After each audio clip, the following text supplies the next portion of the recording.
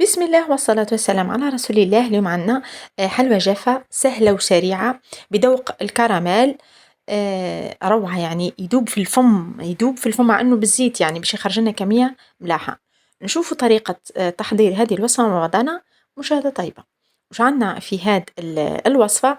عندنا 80 جرام زبدة، يعني مغرف هكا معمرة ونص. بالنسبة اللي ما عندهمش الميزان، مغرف هكا زبدة معمرة ونص، ونص.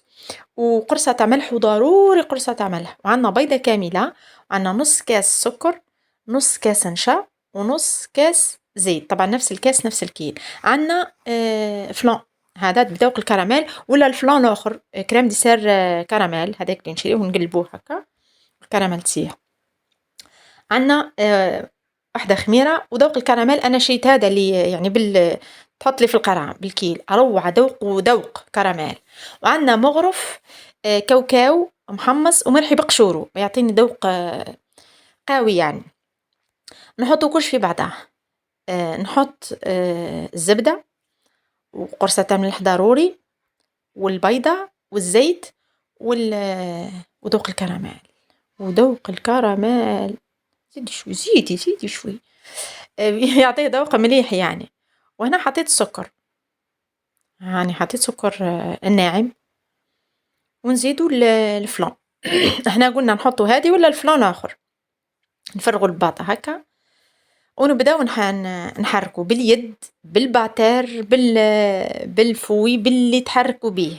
المهم هنا وش انه التحريك يتحرك مليح، يتخلط مليح. وعلى خاطر عندنا الزيت هنا كون ما يدخلش، ما يتحرك، ما يدخلش يعني في الوصفة، او راح يخرج من بعد. هنا أنا زدت المغرف بعد ما حركت مليح. أنا زدت مغرف تاع الكاوكاو المرحي، لازم يكون مليح من بعد ما يحيرناش في الخدمة.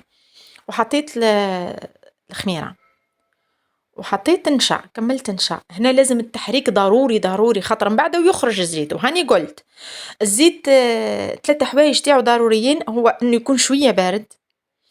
الوصفات يعني اللي فيهم الزيت لازم يكون بارد. ونخلطوه مليح، لازم يدخل مع الزبدة، ولا لازم مليح يدخل. والعجينة تاعو تكون طرية. هذا يعني 3 قواعد تصلح فيهم حاجة الزيت.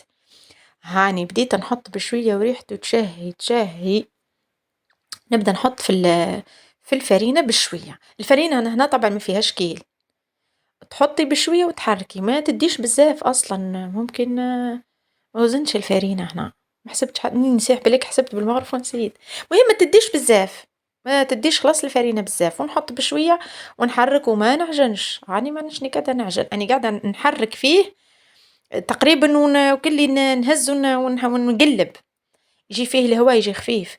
ونحرك بشوية، ها، بلا عجين لا والو.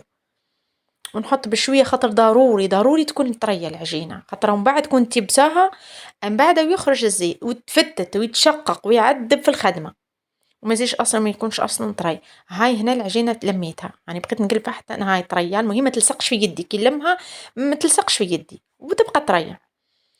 ونحطها لهيه، نغطيوها، اكيد نغطيوها يتشيح. الحجم تاع يعني الكعبة هذا هو الحجم تاعها تقريبا. اللي ما عندهاش ميزان، بالميزان تخرج حوالي 28 جرام، بيكونوا قد بعضهم، وتكون الكعبة يعني ملاحة. نغطيوها ونلفها مليح، مش نحطها كيما هاكا نخليها نلفها مليح. العملية سهلة جدا، ديروا حربوش مستقيم سيدي هكا، ها ساهل ماهل، وما نستعملوش القوة خلاص.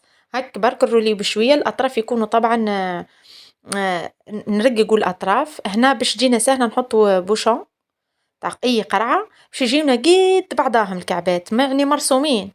وبشوية نشكلوا الشكل هذا، ونحطوا في البلانة. ما حطيت والو يعني ما يلصقش أصلنا، ما يلصقش.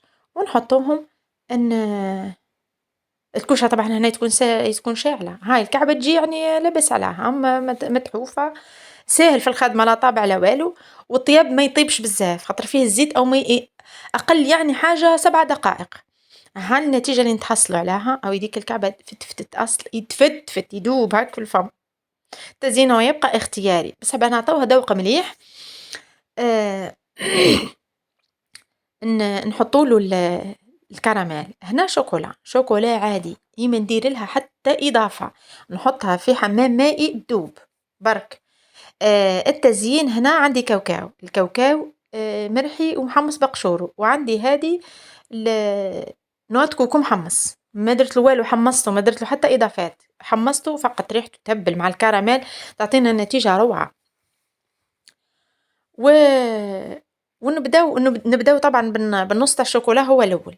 يعني هنا نقسم الشوكولا هي الاولى، كي تشيح الشوكولا باه من بعد ندير النص الثاني ونحطها ليه تشيح وتكون واجده في ساعه تشيح، يعني ليه ما تديش اصلا وقت.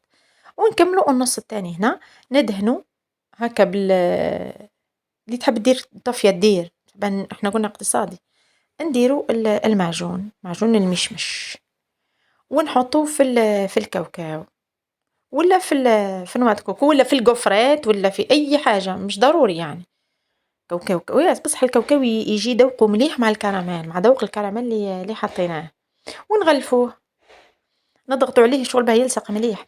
هنا راني عملت الفرق بين تاع نواد كوكو وبين تاع الكاوكاو. هنا تاع الكاوكاو اللي تحب ترحيه اكثر من هك، يعني يكون ناعم. انا بلك هنا جاني شويه خشن بصح مليح في الماكله، لكن ناكلوه يعني مليح. ترحيه اكثر من هك، والتزيين يبقى اختيار.